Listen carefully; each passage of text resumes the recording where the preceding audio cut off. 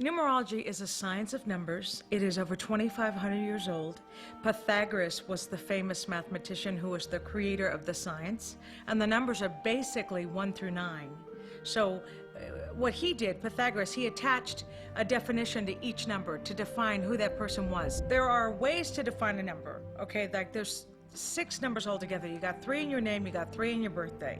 So there's a soul number, a personality number, a power name number, which is all to do with your name.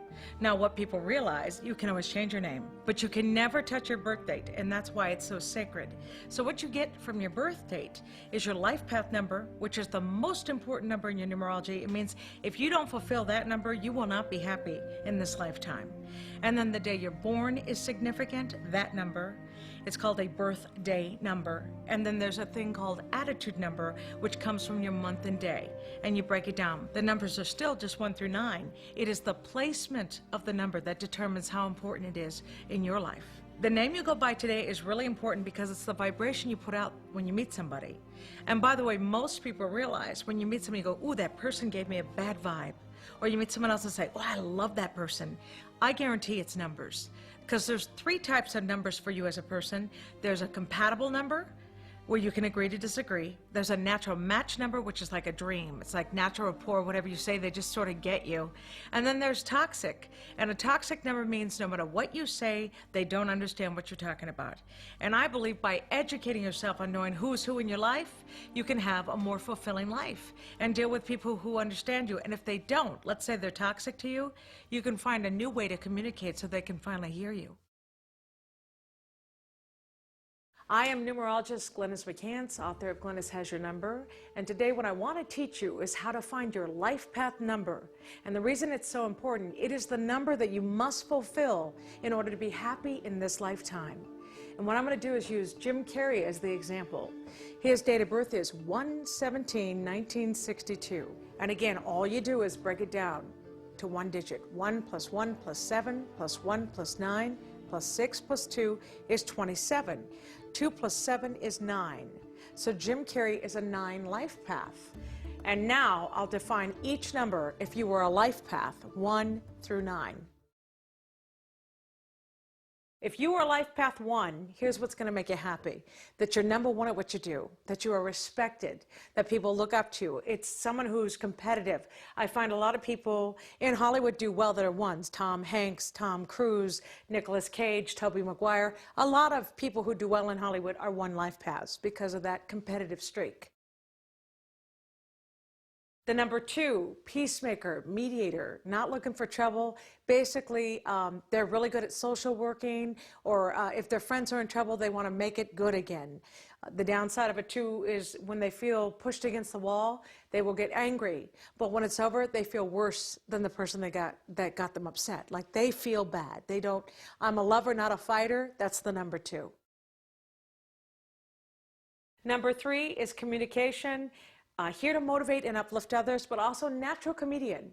Like all our top comedians have 3s in their chart. Jim Carrey, of course, does, but Bill Cosby, Robin Williams, Rosie O'Donnell. 3 is sense of humor and a need to express yourself. They also are natural counselors. 3s always give advice, whether you want it or not. If you're in trouble, a 3 wants to help, and they will communicate what's up. They also make good writers and performers. Number 4 is the next life path number. 4s seek knowledge. They really have a strong need to know. Oprah Winfrey is a great example. This is someone who not only does she learn something, but she's constantly teaching all of us. 4s cannot handle a liar. If someone lies to them, they will confront. They will not put up with it. If they're in a relationship and they've been deceived, if it happens behind their back, they're unforgiving. It's like they just have to let that person go. The number 5, which we talk about plenty in this DVD. 5 is never a dull moment, freedom, fun, adventure. They have to watch out through escaping, drugs, alcohol, geography, work, restless energy, party throwers. I think of them as major givers. Like when it comes to the any kind of party you go to, you could run numbers in the room. You're going to find the 5s are the ones who stay till the end of the night and maybe had 1 drink too many or have lots to say, but they love to celebrate life. And they're really good at giving, not as comfortable as receiving, because sometimes I wonder where you're coming from. And I call the 5 a natural detective. They dig for the truth, and they are like when they travel and go look at the world, that's a good thing for them. And they shouldn't marry early because they often make the mistake and they will not stay where they feel stuck. It's like claustrophobia. It's better that they wait before they say I do, unless they pick a natural match. The number 6. 6 is the most magnetic number. It's a number we're drawn to. If it's a man, he needs to be the king of the castle. My joke is a good day for a 6 is if we got on our knees and said, we're not worthy. They'd let us get back up, but they really do need you to respect what they bring to the table. They are responsible. The positive side, they're good at damage control. You know, George Bush and Rudy Giuliani come to mind because when 9/11 happened, certainly those guys looked great because they were the men who showed up on the horses saying, we can fix this. A 6 needs to learn to overcome. They have to learn to say, it's going good and I deserve it, because they're not used to smooth sailing.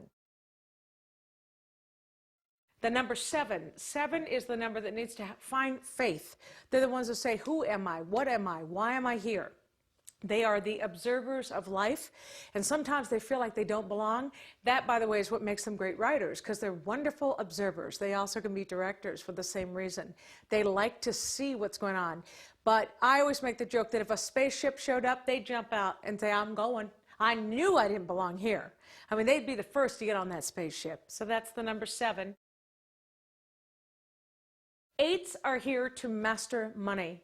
They have to find a way to feel financially stable. And they also have to learn to take advice. 8s have a hard time taking advice from other people. They feel like it must be their decision. So that's something they have to overcome. And they are drawn to quality. So it's not even about, you know, the line, he who dies with the most toys wins. That's the 8. And 8s have to have a lovely relationship with money. In other words, I meet one of 2 types. They're either filthy rich and the money's in the bank and they won't spend it, or money slips right through the fingers and they have nothing. So they've got to find a better relationship to have that financial security. And for those who have issues with money as an 8, they need to look at money as, if I had a lot of money, I could give it to charity if you want to. But the ones who put money down are miserable 8 life paths. So that's something they must overcome. The number 9. 9 is the highest number in numerology. It is the natural humanitarian. They do care about people. They can't help but worry about the world and where we're headed. And 9s must overcome their own scars. I have found statistically a lot of kids with the broken marriage, like the family that fell apart, their parents got divorced early on, or they were adopted, or they felt abandoned. Those are common issues with the number 9. The flip side of that is that the 9 feels incredibly responsible for their family, and they have to learn to have better boundaries, to not have people take advantage. Like, they would never say they need help. You know, the analogy would be they're in the water and they're drowning, but their head's bobbing up and down, and people are like, oh, he's having fun. It's like, no, he's drowning. So a 9 must communicate when they need help. So now you know your life path numbers 1 through 9. Well, what you need to understand is that we all fall into a category of 3 numbers, and I call it the natural match. Natural match is like heaven on earth. It's someone who understands you because they're already similar to who you are. As a matter of fact, even though you might be a 1 life path or a 5 or 7, you're going to find that there are traits. Like as a 1 life path, you're going to find some traits in the 5 and the 7 that are like you too, because it's a natural match. So for starters, 1, 5, 7 are the mind numbers. They're very cerebral. They never stop thinking. I always say these are idea people. It's common for them to be producers, directors, people behind the scenes, because they have lots of ideas, and they should work somehow where they're in charge of what they do, because they're not good under somebody else. They don't need people bossing them around. The 7 has a loner quality, so they need to kind of be in their own thing. Like, I would honestly say if I was the boss of a 1, a 5, or 7, I would leave them to their own devices and say, I trust you're going to do a good job, and that's when they will give me excellence. If I'm too critical or watch them too much, they rebel. 1, 5, 7. 2, 4, 8. These are business-minded numbers. So you have 4 and 8 are even, I'd say they're tougher, like Donald Trump, Martha Stewart. These are like shrewd business people. Bill Gates is a 4, Donald Trump's a 4, Martha Stewart's an 8. They work hard, but they're also workaholics. Like, it's almost like they can't make enough money, they can't do enough. That's, you might even say, the downside of that number. But you know what their biggest fear is? Financial security. They're just afraid that, what if I don't have enough, or what if I lose everything I have? So that's something they must overcome. The number 2 is a little more sensitive, like they have to do business but with a heart. So in other words, they're not just going to go for a job for the cold hard cash. Their heart is involved. So it's got to be something they really love doing. But yes, financial security is what the 2, 4, and 8 must master in this lifetime. 3, 6, 9, these are creative-minded numbers. 3 is communication, natural comedian. 6 is magnetic, we're drawn to them, they should be in charge of what they do. And 9 is the humanitarian. So creative-minded is 3, 6, 9, business-minded is 2, 4, 8, mind numbers as in cerebral 1, 5, 7, the idea people. Remember, there are 6 numbers that make up your chart, so you may find you have a piece of this in you. Like, yes, your life path might be a 3, but maybe you have a 1 in your soul, you have a 2 personality. See, that's why you want to study the numbers 1 through 9 to get the full picture of who you are. And what determines whether it matters or not is the placement of the number in your chart.